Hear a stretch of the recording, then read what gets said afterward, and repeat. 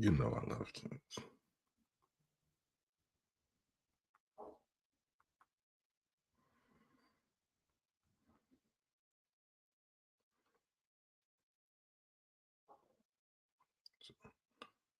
It's a blessing. What up? What up? What's good? What's good? I just realized I wasn't ready. I don't know. I don't know what I was doing. But I sure wasn't ready. I looked up. I forgot I didn't hit the button. Get this light off.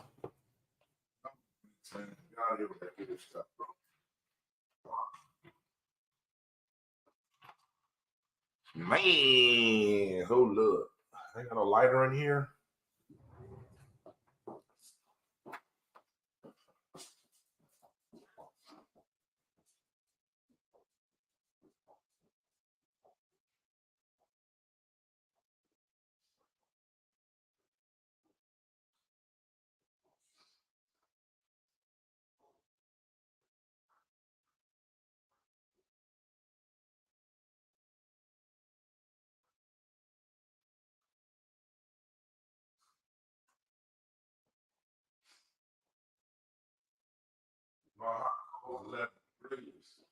Bitch, I got big balls and they jiggle like cheddar cheese. You better love me. What up? What up, man? How the fuck y'all doing? What up, man? It's the incomparable Diesel Greasel celebrating the big 4-3. Grew up in the L, Long Branch, baby. The big LB today. It's going down, man. I'm off working up early as fucking usual, because that's what happens when you get my age, nigga. You just be up, you know. How y'all doing, man? Lots of birthday love, birthday wishes, man, coming in. That's awesome, bro. Them little messages and stuff really do matter to people, man. So I always be thankful, man, for people wishing me a happy birthday. People who knew me, people who don't know me, who know me vicariously through the internet brand or whatever. I'm always grateful, man, because time is precious and none of this shit is promised. And so anytime people take the time to wish you well or acknowledge your birthday, acknowledge your existence, that's always a good thing. It's always a good fucking thing, you know? And today's a good day, man. Today's a good day. Birthdays is easy to get, pretty reflective. I think most people get reflective. What up, Spank? Happy birthday to you too. Happy belated, bro. I'm sorry I didn't get to it the other day, man. Like you had a good day, bro. All right, man. It's a blessing, bro. Shit, man. We still here. You know what I'm saying? Like we still here. Man, you get to them 40s. The 40s hit different for lots of reasons, man. A lot of times people talk about the 40s because health issues, and that a lot of times for us, this is when you start taking your health a little more seriously in the 40s. But the thing about the 40s, man, is, bro, the hardest part about the 40s is you start to look around and you don't see your people no more. You start to look around and the people that you grew up with, everybody ain't still there. I mean, people get to dropping in their 40s, especially black folk like us, man. So 40s is significant. Like, in the black community, we celebrate 18th birthday as a milestone because a lot of times we're getting put the fuck out. And honestly, bro, them 40s is the real milestone for black men, man, because the deck been stacked against us. A lot of us from my generation, 80s babies, they said we wouldn't make it to see the age of 21. We're an endangered species. We've been persecuted. And so to break the odds, man, like here I am, I'm 43, and I never spent a day inside of a penitentiary wall. I spent some nights in jail, but I ain't never spent a night in the penitentiary, man. I ain't never had to do that extended stay. That's a blessing for itself, man. I got no significant health problems outside of this big ass dick, but hey, the Lord giveth and he taketh away. I'm blessed, man. I have a good career. As far as my day job, I have my comedy. I'm a podcast, man. Got my kids. I got my raggedy ass dog, Prince, and then I got my orange cat. That's my best friend. That's my nigga. And just man, just blessed, man. I feel like I'm in a better position than I was last year. You know, last year I was fresh off a divorce and rebuilding. Hated my fucking job. I was just struggling to even clock in every day and maintain to where I am now, man. Definitely in a much better space. I enjoy what I do for a living. Still need a bigger bag, so I'm always hustling. Excuse me, but I'm not stressed. I'm not stressed, man. To get off work, then I got a lot more energy mentally to do the things that I want to do, the things that I got to do, and the things that are going to help advance my brand. Because I'm not stressed out at work. What up? What up? What up, Doug? Man, man. It's funny, man, because 2022 I thought was the hardest year ever. I think a lot of us has been like that, you know. But 2022 I thought was the hardest year ever. Going through my second divorce and having to sell my house and the debt that came with the divorce and just a bunch of unnecessary drama and shit. So it was rough. It was fucking rough. Then I start off 2024 with my nephew passing a couple of weeks after his birthday in January. And 2023 is not what I would have considered the worst year that I've had in a long time. Just from having to deal with life. I'm not even gonna say it's the worst year because I don't believe that. It's the most lifingness year that I've had where I've dealt with more significant events and had to deal with a lot of adversity, different types of adversity. You know, adversity that causes you to have to lean on God. I say that's the biggest thing I got out of 2023 is just realizing like a lot of these problems I can't solve on my own, nor am I supposed to be solving them on my own. Don't think God wants me to do these things on my own. Got to be more willing to lean on Him and let Him work for me. You know, they say you're supposed to go to God after you've done everything you can. You know, so maybe that's what some of us get it wrong because we come to God before we've exhausted all our options. But you got to look at God like a parent. You know, you want your kids to do everything in their power before they come to you. You want them to do everything that you've taught them to do to handle a situation before they come to you, because them coming to you should be a last result or last resort, you know. And so I kind of think that's how God looks at us. You know, God wants you to exhaust all of your options as a man and then lean on God, because at that point, God can do what God is intended to do, and that's to do the things that you can't. Look at that. See, the homie Doug, man, he lost his mom, you know, and the family fell apart. Like that's significant right there, man, because when you lose that matriarch, that glue, you know, and we don't do a good job of keeping things together. This is the reality for lots of us, man. Definitely sorry to hear about your moms, man. When I hear stuff like that, I'm fortunate enough to still have my mom, but I don't got the best relationship with her, and I need to improve that because, you know, you only get one. You only get one mama, and so definitely my condolences, bro. And you look like you handling it like the man you are.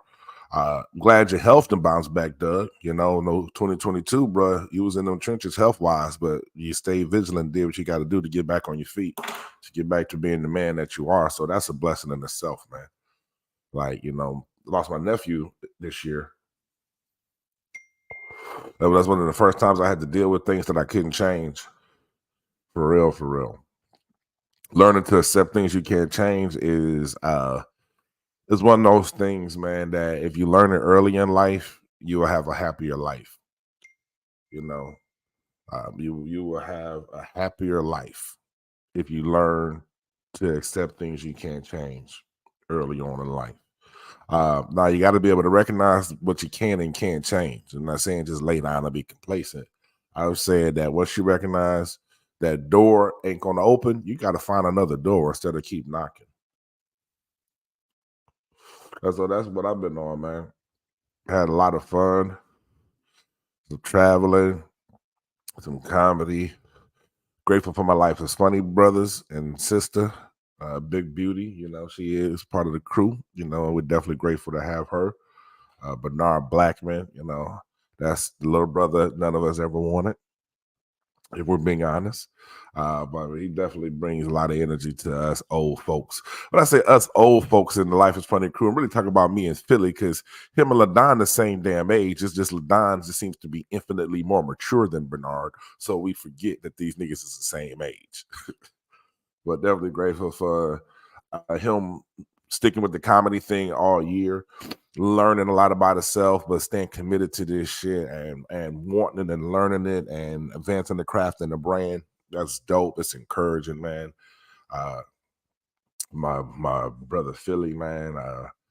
Can't really say enough about Philly, man. That's my nigga, man. And me, hey, believe it or not, me and Philly, we argue and fight. I ain't gonna say often, but we bump heads pretty often. We just rarely do it when people see it. But I can say, man, that in the 43 years of life, I've had few friends like him who,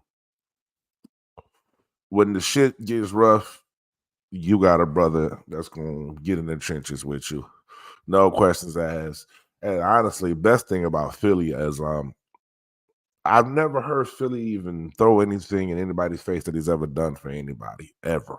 Like, I never hear him complain about what he's done for people.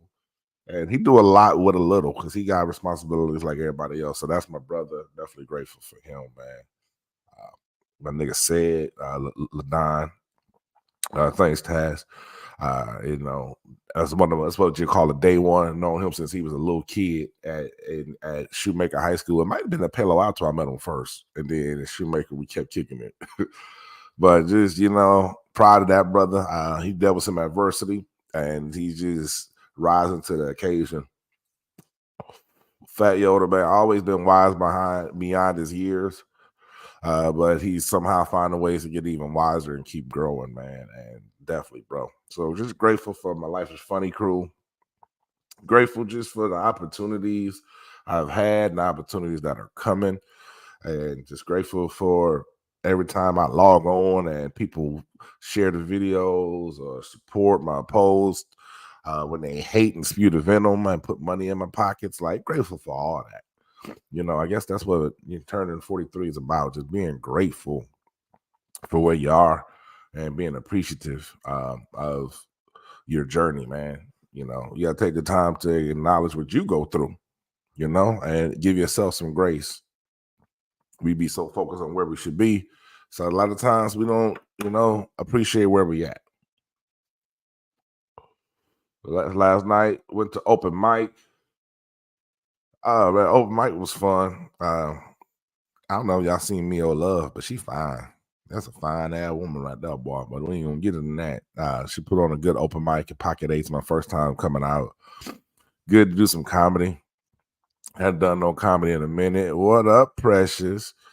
How you doing, Carmen? And so I was talking about my car breaking down, man. And the thing about it is, it's like, you know, been through a lot. I've lost loved ones, divorces, breakups, betrayal. These are things that happen to us as humans. But none of that shit makes you feel the way your car breaking down on the side of the road makes you feel. Get out, bro. Like the level of betrayal that you feel when your car breaks down on the side of the road is unparalleled, man. Like it's like getting cheated on. Like you find yourself talking to your car the same way you would talk to that significant other who was cheating.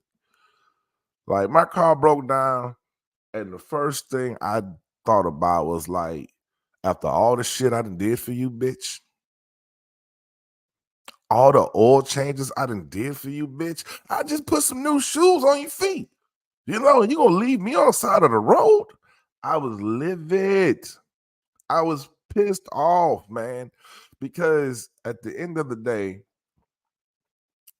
there's few agreements that are as fundamentally sound as the agreement one has with his automobile. The covenant you have with your automobile is really, really simple. We leave together, we come home together. Unless I'm drunk. And a lot of times even me. That's what it is with your car. Like your deal with the car is you leave with your car, you come back with your car. So when I left in my car that day and the car just stopped on the side of the road and I didn't come back with my car, I felt like my car was a funky dog head bitch. You can't be trusted, bitch. Where was you at when I needed you the most, bitch? That's where I was at with it, man. Just live it. Like, I don't know how niggas be poor. I was carless for a couple weeks. I had a loaner car, but still, it didn't feel the same. It felt like poverty. But put things in perspective. Put things in fucking perspective as to what's important, man, and how to get by, how to readjust, how to think out of the box. I live out in the boondocks, kind of. Live in Temple, but I don't live in a part of Temple that's near anything to walk to other than other niggas. And I'm not about to walk to no niggas. You know, that ain't what I'm gonna do. Let me see. Good, man. Good love, man. Checking these messages, man. Shouts out to them nigga Scoot, Pizza Man son. He got a project he about to drop. Everything I heard is phenomenal on it. So y'all be on the lookout for that. I've been up early for no reason. Got no plans today. Do a party tomorrow at the crib. If you're interested in coming, hit me up. Invitation only. Little small shindig soiree. I never had people over at the crib, so it's some good shit. Hold up. Amen. Hold on. Let me just sit on it. Yeah. If you're gonna take me out, this is the way I want to go.